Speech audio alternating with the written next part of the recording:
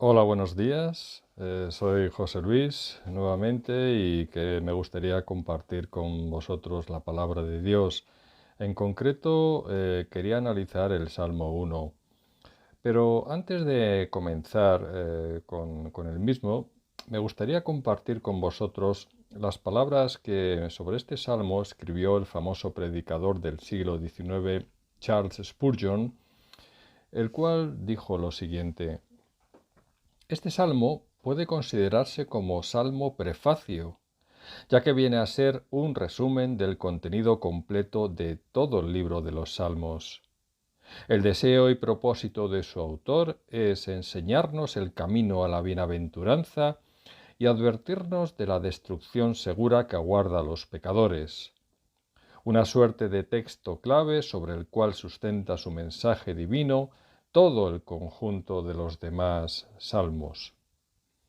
En efecto, este salmo nos revela la existencia solamente de dos clases de personas, como son las justas ante Dios y las malvadas ante Él. Las primeras lo son gracias a Jesucristo y las segundas por haberle rechazado. Las justas no es que sean buenas personas, porque buena solo hay una, como le dijo Jesús al joven rico, que es el Padre que está en los cielos. En consecuencia, estas personas son justas o malvadas en función no de sus obras, sino del camino por el cual transitan por esta vida. Las primeras van por el camino que se llama Jesús, ya que Él es el camino, la verdad y la vida. Pero las segundas por otro opuesto y que jamás se entrecruza con el primero.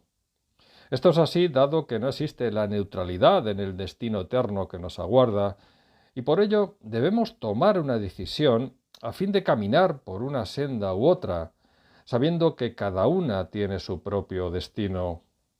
Por lo tanto, hay una pregunta clave que debemos hacernos antes de comenzar a leer el Salmo, y es si realmente buscamos ser bienaventurados en esta vida para alcanzar la eternidad junto a Jesucristo y Dios Padre, o por el contrario lo rechazamos, ya que, insisto, solo hay dos alternativas y estamos obligados a elegir una u otra, y en definitiva solo dos clases de personas ante Dios, una amada y otra rechazada con dos destinos opuestos. De ahí que debamos tener claro si vamos por el camino correcto para alcanzar la gloria, el cielo, el paraíso, o si por el contrario vamos directos por la senda equivocada que nos lleva, en definitiva, a la condenación eterna. Vamos a comenzar leyendo el Salmo 1 completo. El justo y los pecadores. Bienaventurado el varón que no anduvo en consejo de malos, ni estuvo en camino de pecadores, ni en silla de escarnecedores se ha sentado, sino que en la ley de Jehová está su delicia, y en su ley medita de día y de noche. Será como árbol plantado junto a corrientes de aguas, que da su fruto en su tiempo, y su hoja no cae, y todo lo que hace prosperará. No así los malos, que son como el tamo que arrebata el viento.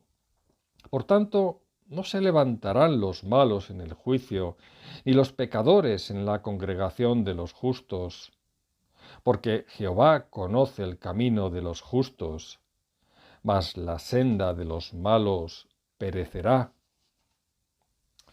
Como vemos, la estructura del Salmo se divide en dos partes. La primera dedicada a los justos en los versículos 1 al 3 y la segunda a los malos en los versículos 4 al 6. A su vez, en la parte dedicada a los justos, se nos revelan las tres obligaciones de todos los creyentes, una especie de GPS espiritual que nos sirve de guía en este mundo caído, acorde al carácter de Cristo, porque en definitiva el Salmo está hablando de él. En el versículo 1 se nos indica lo que no debemos hacer, en el versículo 2 lo que debemos hacer, y en el versículo 3 el fruto que daremos cumpliendo con todo lo anterior. Por su parte, en los versículos 4 al 6 dedicados a los malos, se nos revela su conducta en el versículo 4, el juicio futuro que vendrá sobre ellos en el versículo 5 y la sentencia que recaerá sobre ellos en el versículo 6, consecuencia del derramamiento de la ira de Dios. Comenzando por el versículo 1, nos encontramos con la obligación de no hacer.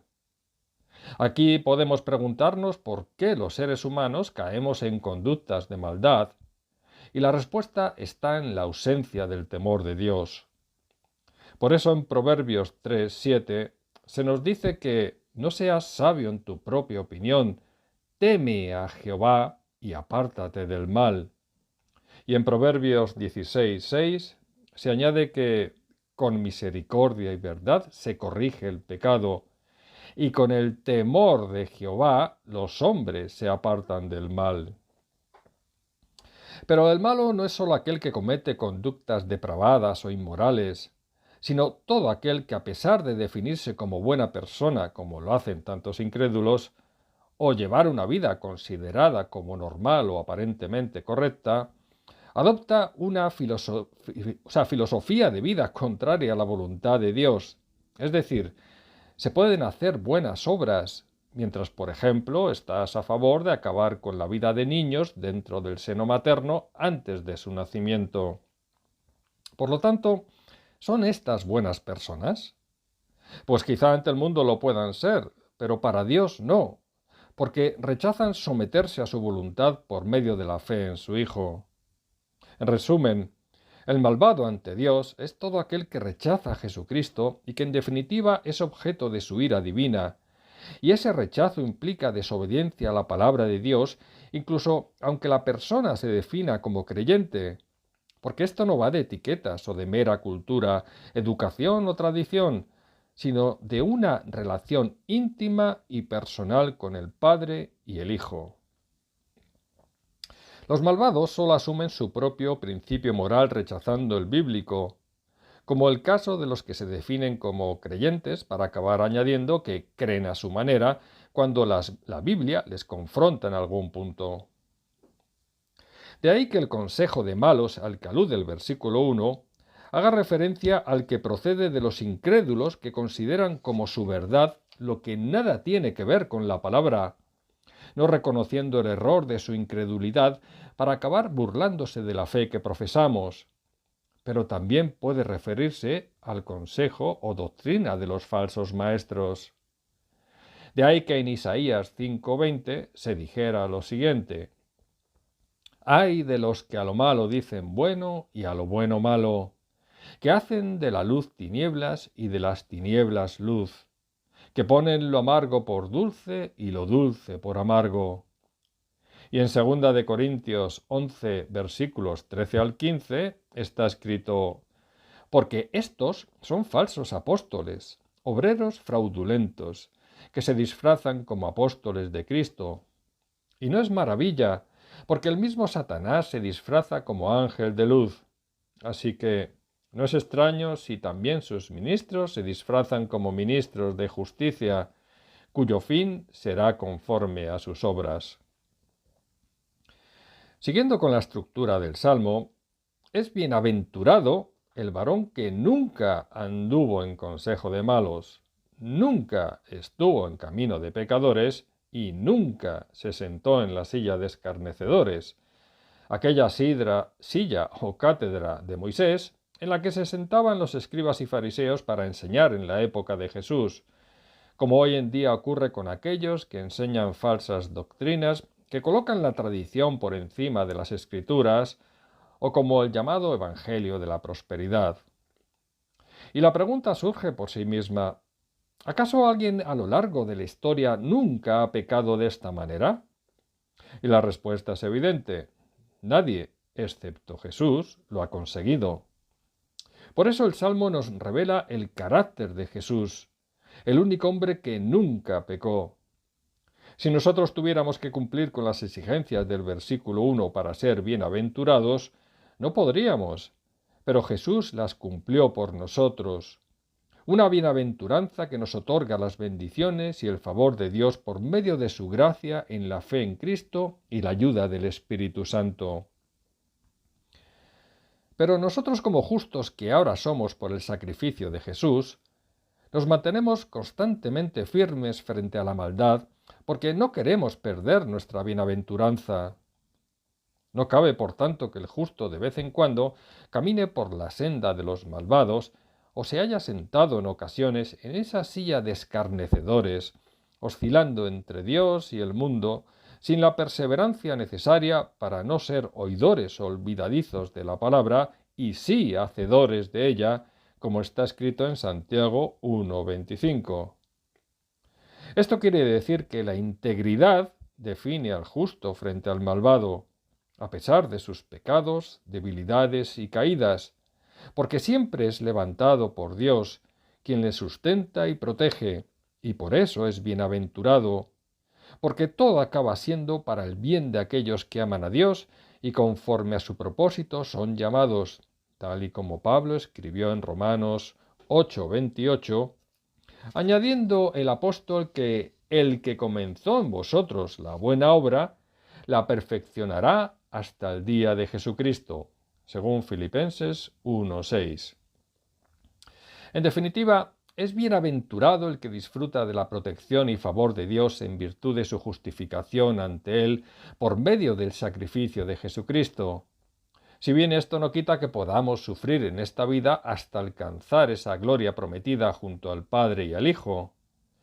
Por ello, nuestra dicha, gozo, bienaventuranza, no depende de las circunstancias que nos rodean, que son cambiantes y sobre las cuales generalmente no tenemos un control, sino en una relación que es íntima con Dios por medio de Jesús. En el versículo 2 se nos enseña lo que todo hijo de Dios debe hacer. El creyente ya no está bajo la maldición o condenación de la ley, como se nos describe en Romanos 7:6, cuando se nos dice que ahora estamos libres de la ley, por haber muerto para aquella en que estábamos sujetos, de modo que sirvamos bajo el régimen nuevo del Espíritu y no bajo el régimen viejo de la letra. Por lo tanto, estamos en la ley de Dios como algo que ya forma parte de nuestra vida, adoptándola como norma de conducta en el día a día, ya que no se trata de un conjunto legislativo de normas, sino de la voluntad de Dios revelada para que la apliquemos. Por tal motivo, para ser bienaventurado, no basta con omitir hacer lo que predica el versículo 1, sino que es necesario hacer lo que indica el versículo 2, y ello porque hoy en día tenemos toda la revelación, el canon de las Escrituras está cerrado y ya no queda nada por descubrir, solo resta obedecer lo que ha sido descubierto. Dios se ha revelado por medio de su Hijo Jesucristo, y nos dice cada día lo que debemos hacer por medio de las Escrituras, porque cuando oramos le hablamos a Dios, pero cuando leemos la Biblia, Él nos habla a nosotros. Por lo tanto, no es suficiente conformarse con evitar el mal, sino que debemos hacer el bien para que nuestra fe sea viva por medio de buenas obras y no muerta, porque aquel que sabe hacer lo bueno y no lo hace, le es pecado, según Santiago 4:17. En consecuencia, es en la ley de Dios donde hallamos la delicia, que no consiste en recibir cosas buenas de Él en virtud de la obediencia, sino en el simple deleite que nos proporciona el amor que por Él sentimos estudiando lo que de Dios procede, sabiendo de antemano que ni la muerte ni la vida, ni ángeles ni principados, ni potestades, ni lo presente ni lo porvenir, ni lo alto ni lo profundo, ni ninguna otra cosa creada, nos podrá separar del amor de Dios que es en Cristo Jesús, Señor nuestro, como se nos dice en Romanos 8, versículos 38 y 39. Por lo tanto, por encima de toda dificultad o aflicción, se encuentra el deleite ante lo que no será alterado por tales obstáculos, ya que la promesa de Dios es eterna e inmutable. En este sentido, me permito exponer las palabras de Martín Lutero sobre esta cuestión, que dijo lo siguiente: el deleite al que hace referencia aquí el salmista es un deleite del corazón, un placer real en la ley divina, que no mira a lo que la ley promete, ni se preocupa por lo que amenaza, sino que se centra solo en que la ley a la verdad es santa, y el mandamiento santo, justo y bueno. De ahí que tal deleite no sea un mero y simple amor a la ley, sino más bien un deleitarse amando la ley, un recrearse en ella, hasta tal punto que ni la prosperidad, ni la adversidad, ni el mundo, ni el príncipe de este mundo puedan eliminarlo o destruirlo, porque se abre camino victoriosamente en medio de la pobreza, de la calumnia, de la cruz, de la muerte y el infierno. Y cuanto mayores y más intensas sean las adversidades, mayor es la intensidad con que su luz brilla. Asimismo, somos bienaventurados cuando meditamos en la ley de Dios de día y de noche, es decir, en todo momento, cuando sale el sol y cuando se pone, cada día, en los momentos de luz cuando las cosas van bien y en los momentos de oscuridad cuando no todo resulta como esperamos o deseamos. Además, no basta con leer una vez, mirar una vez, reflexionar una sola vez, sino que debemos tener la ley de Dios en nuestra mente siempre presente, analizando lo que significa y el propósito que guarda para cada uno de nosotros. Analizar si realmente la vivimos, la comprendemos y la retenemos. Recordemos cuando en el capítulo 18 de Primera de Reyes, en los versículos 43 y 44, el siervo de Elías tuvo que subir hasta 7 veces para poder ver la pequeña nube que sería el preludio de la lluvia esperada. Esto nos permite afirmar que el Espíritu Santo actúa en nosotros por medio de la palabra si se lo permitimos a través de nuestra perseverancia y esfuerzo. Pero es cierto que para poder meditar debemos primero comprender lo que hemos leído para obedecer con discernimiento lo que se nos expone, algo que nos beneficia a nosotros, pero también nos facilita el mandato del Señor de compartir la palabra con aquellos que aún no la conocen. En palabras de Sir Richard Baker, comentando este Salmo 1, meditar en la ley de día y de noche significa que el hombre piadoso lee la palabra durante el día para que los demás vean sus buenas obras y glorifiquen a su Padre que está en los cielos. Y la lee también de noche para no ser visto de los hombres. De día para mostrar que no forma parte de aquellos que aborrecen la luz. De noche para mostrar que pueden brillar en las tinieblas. De día porque es conveniente obrar mientras el día dura. De noche para evitar que su señor venga como ladrón en la noche y lo encuentre ocioso. A través de nuestro conocimiento de las Escrituras y con la ayuda del Espíritu Santo, la meditación nos permite discernir el bien del mal acorde a la voluntad de Dios. En Proverbios 23:7 se nos dice que el carácter del hombre será acorde a lo que guarde su pensamiento, por lo que según en lo que medite, será de una manera u otra y actuará en consecuencia. Si nuestra mente está llena de la palabra, pero no para memorizarla sin más, sino para reflexionar en ella, entonces la voluntad de su autor divino la dirigirá, y al menos seremos preservados de caer como lo hacíamos antes.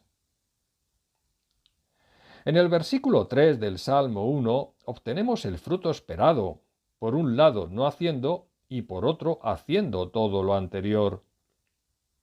En primer lugar, se trata de un árbol que ha sido plantado. No está ahí por casualidad. Pero ¿quién lo plantó? Pues evidentemente Dios, para tenerlo en su jardín, por lo que jamás será desarraigado, al contrario de lo que sucederá con toda planta que no plantó el Padre, como dijo Jesús en Mateo 15:13. Por lo tanto, Dios lo protege, lo cuida y nada ni nadie puede arrancarlo. Esto nos dice que una vez que somos adoptados como hijos suyos, Jamás dejaremos de serlo. La salvación adquirida por la fe en Cristo no puede perderse. Además, las corrientes que nutren ese árbol son muchas, porque la gracia contiene tanto el perdón como las bendiciones y favores de Dios que necesitamos en esta vida. No dejamos de alimentarnos como el árbol, de tal manera que a pesar de la sequía que azote el mundo, el Espíritu Santo no dejará de suministrarnos el agua viva que necesitamos procedente de la única fuente verdadera, que es Jesucristo. De esta manera, el fruto llegará seguro a su tiempo, no antes ni después. Este fruto será el resultado de la vida espiritual de la persona, porque como Jesús expresó en Juan 15:5, yo soy la vid, vosotros los pámpanos. El que permanece en mí y yo en él, éste lleva mucho fruto, porque separados de mí nada podéis hacer. Por eso debemos saber esperar en el Señor, porque los tiempos de Dios son perfectos. La paciencia y perseverancia son cualidades que forman parte del fruto del Espíritu Santo, necesarias a la hora de la prueba lo mismo que la fe, porque esta fe es la que nos otorga la bendición. Ya en Jeremías 17, versículos 7 y 8, leemos que es bendito el varón que confía en Jehová y cuya confianza es Jehová, porque será como el árbol plantado junto a las aguas, que junto a la corriente echará sus raíces y no verá cuando viene el calor, sino que su hoja estará verde y en el año de sequía no se fatigará ni dejará de dar fruto. Todo esto es prácticamente lo que leemos en el Salmo 1. Por el contrario, en el versículo 5 se añade que es maldito el varón que confía en el hombre y en sus propias fuerzas, y su corazón se aparta de Jehová.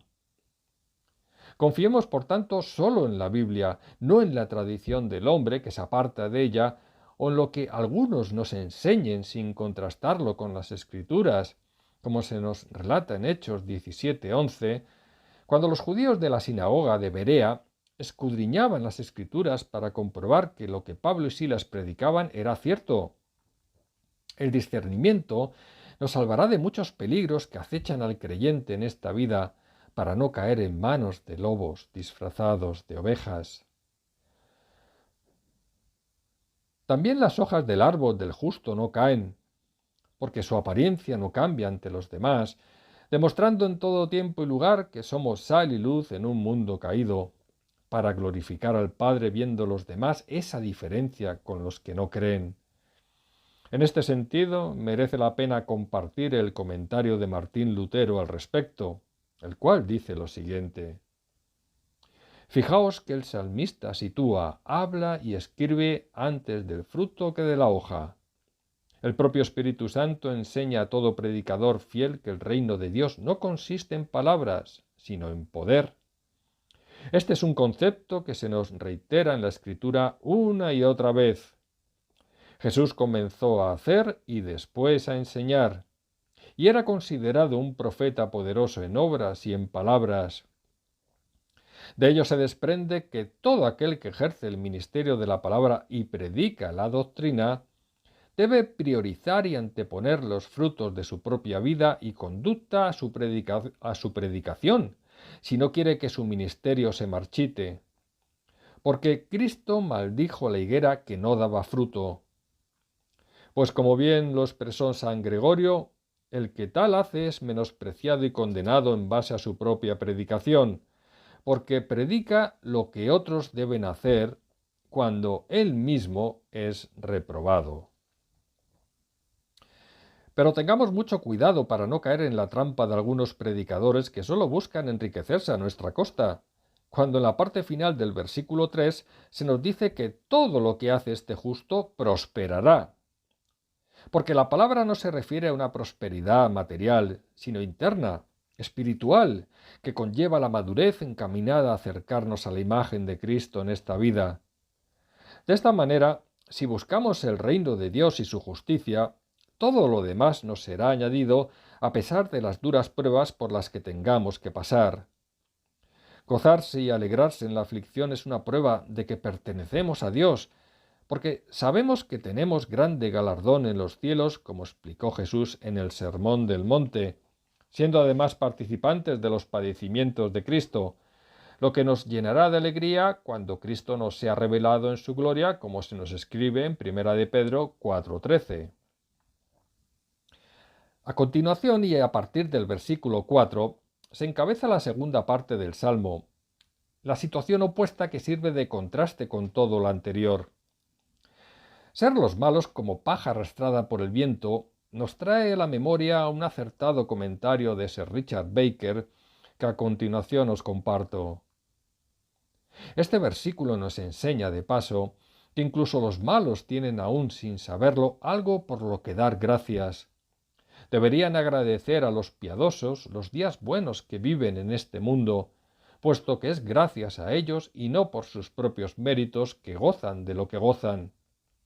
Pues así como la paja en tanto permanece unida al trigo goza de los mismos privilegios que se conceden al trigo y es puesta cuidadosamente junto al trigo en el granero, pero tan pronto como es separada del trigo y puesta aparte es desechada y esparcida por el viento.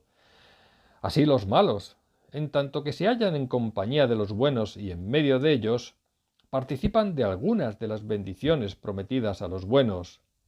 Pero si los buenos los abandonan o se apartan de ellos, entonces cae sobre ellos como un diluvio de fuego, como ocurrió a Sodoma cuando Lot la abandonó y se fue de la ciudad.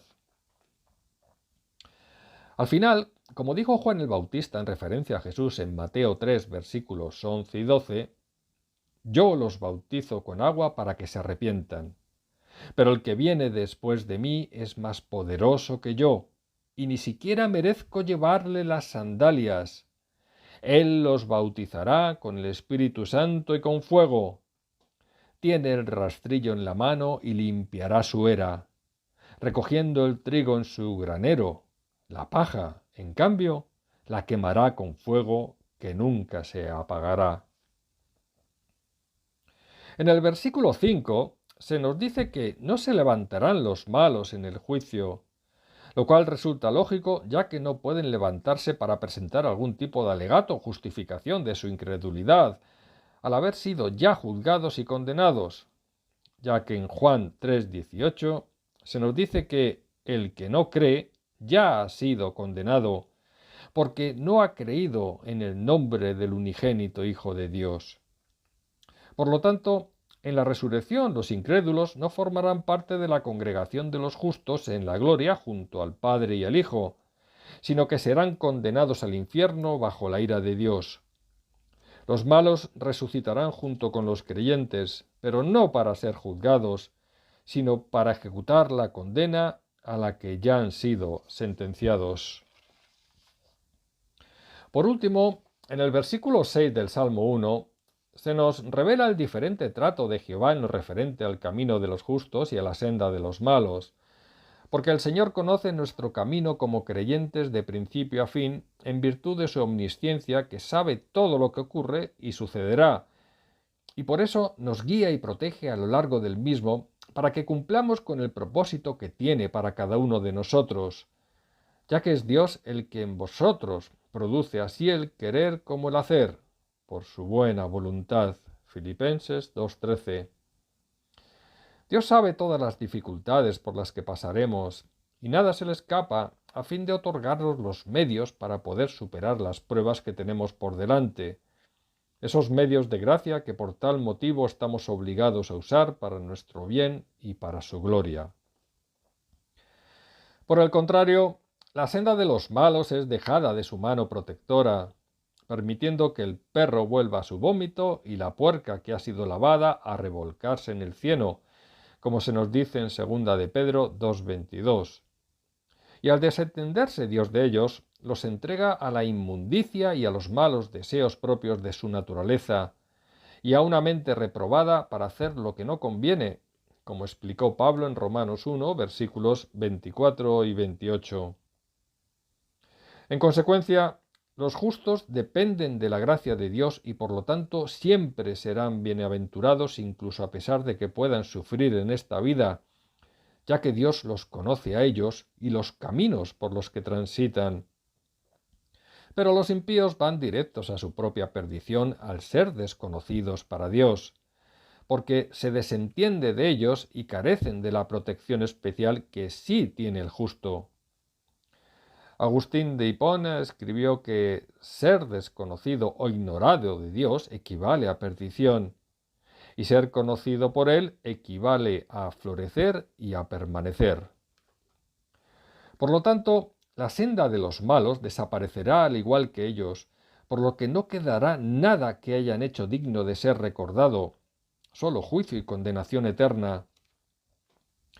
Pero el justo no se saldrá del camino trazado por Dios, porque no lo seguirá por su propia orientación o visión, sino por fe de aquello que le otorga la certeza de lo que no puede ver, sabiendo que nada ni nadie podrá arrebatarle de la mano del Hijo y del Padre. Tengamos claro que el buen pastor no perderá ninguna de sus ovejas por el camino. En resumen y para acabar, hemos visto que este salmo nos muestra que sólo existen dos caminos con dos destinos opuestos y por lo tanto dos clases de personas ante Dios según transiten por uno o por el otro. Estas sendas jamás se entrecruzan en esta vida y por ello debemos elegir ir por una o por otra. Dios nos llama para escoger el único camino que lleva a Él, el de la verdad y de la vida, que es Jesucristo. Y el que decida ir por la otra senda será responsable de su destino final de condenación eterna. Por lo tanto, atendamos ese llamado. No nos hagamos los sordos creyendo que al final, en base al amor de Dios, seremos justificados de alguna manera tras partir de este mundo. Porque toda una vida eterna depende de ello y sólo por medio de Jesús hay salvación. Si la queremos disfrutar junto al Padre y al Hijo, decidamos caminar con Jesucristo ahora, no mañana, porque mientras hay vida hay esperanza, pero tras la muerte solo habrá juicio, como se nos dice en Hebreos 9:27. Solo necesitamos fe, y si no la tenemos, pidamos con arrepentimiento, y nos será dada. Que así sea, en el nombre de Cristo Jesús. Amén